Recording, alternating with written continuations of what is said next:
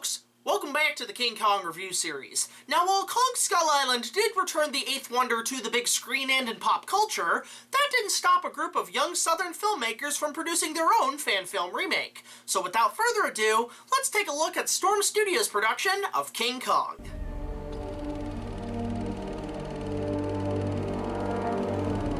As we open to a Windows Movie Maker green screen effect of the SS Venture, we are introduced to some classic characters with Carl Denham, played by Jacob Hardy, along with Captain Inglehorn, played by Andrew Pyle, as they discuss where Denham will shoot his latest picture.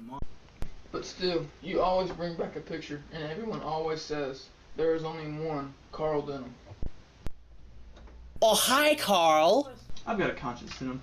I can't send a young pretty girl on a job like this without telling her what to expect. So, that's Weston? I mean, granted he does a good job, but what's up with the Ozzy Osbourne hairdo? I mean, Jack in my version had some bad continuity problems in the hair department, but it didn't get that long.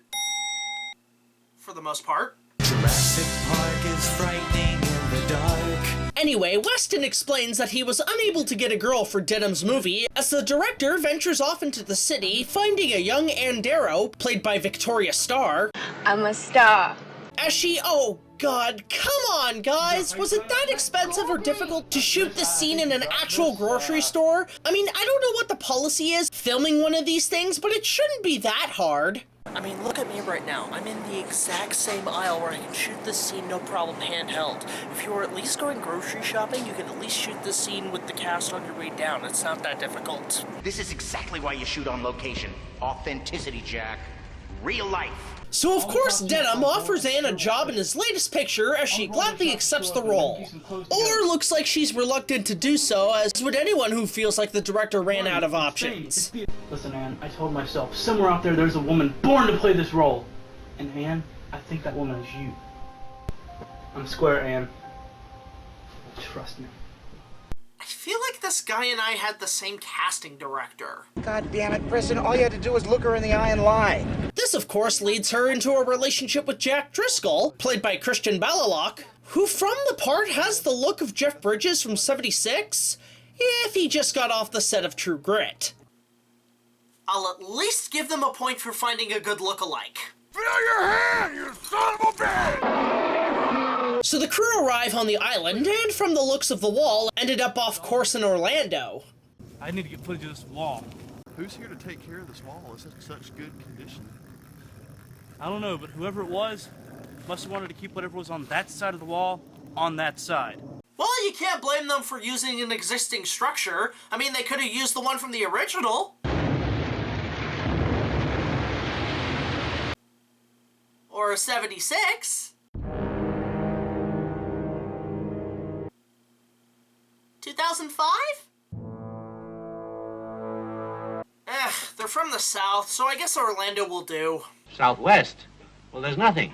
Nothing for thousands of miles. But the off-screen natives of the island capture Anne and offer her as a sacrifice to the ancient ape god of the island, who should be here any minute now. Any minute now.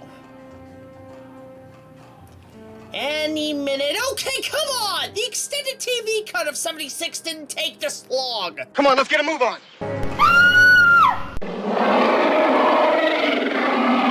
Finally, Kong appears in stop-motion form and steals Anne away, leaving Denham, Jack, and a sailor or two in an adventure through the jungles to get her back. Heads up, you might find some 360 3D screens along the way.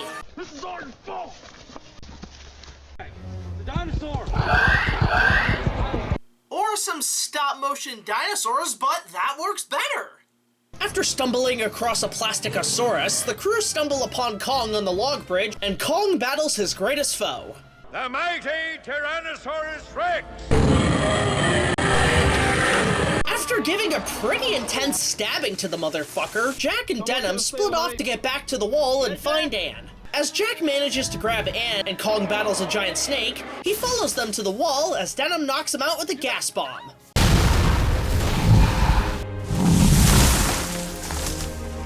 Ooh, I think you might want to cut. He might actually be hurt. Nah, he's fine. But I guess the film is a wrap. His name will be on the bright lights of Broadway. Kong, the eighth wonder of the world. So Denham puts Kong off on a show on Broadway as the ape escapes and runs amok. My God, I might be pregnant. I wonder who's the father. Is it Jack or Kong? Either way, it's pretty fucked up.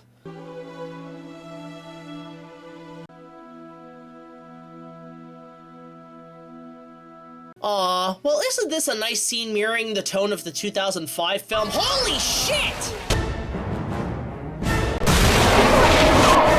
The moral of the scene is that Sarge doesn't fuck around! You are nothing but unorganized, grabastic pieces of amphibian shit. Let's move! So Kong escapes the Toy Story from hell as he climbs up the Empire State Building, leading to his ultimate demise by the weaponry of modern man.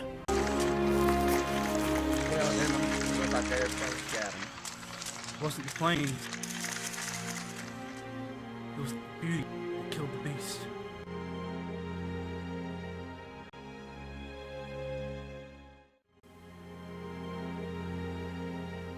That it?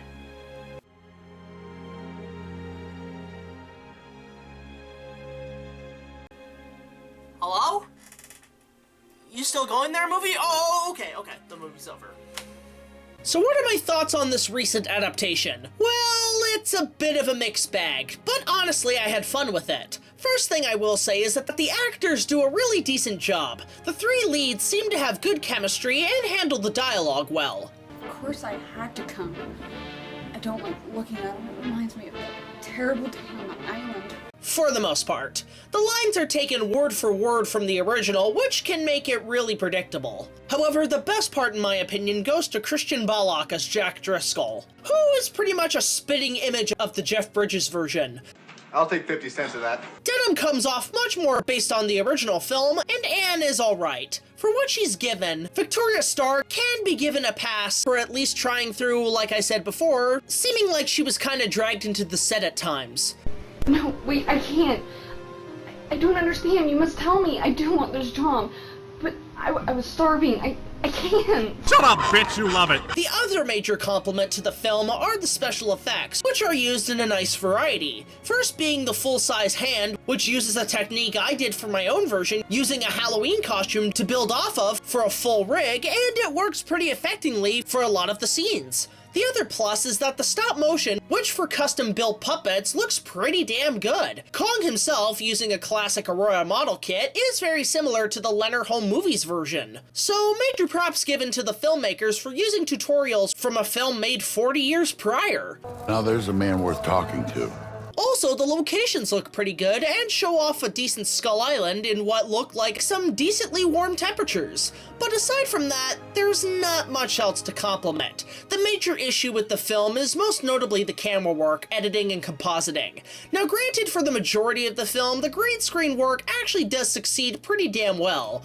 But the choppy editing and changes in the background make the film really disorganized, and in terms of compositing, it's more of an issue with the cropping. Half the time, the film feels like it was shot on a cell phone, and other times shot on a flip cam, which I wouldn't mind so much if the cropping was fixed to make the picture fit with the overall film. I could honestly do a major re-edit and fix up the film for the cropping to match and clean up the choppy aspect, because it's where the film ultimately suffers. Granted, it's a low-budget production and shot on what looks like as a hobby, but little stuff in the post-production stages could have given it a lot more of a critical reception.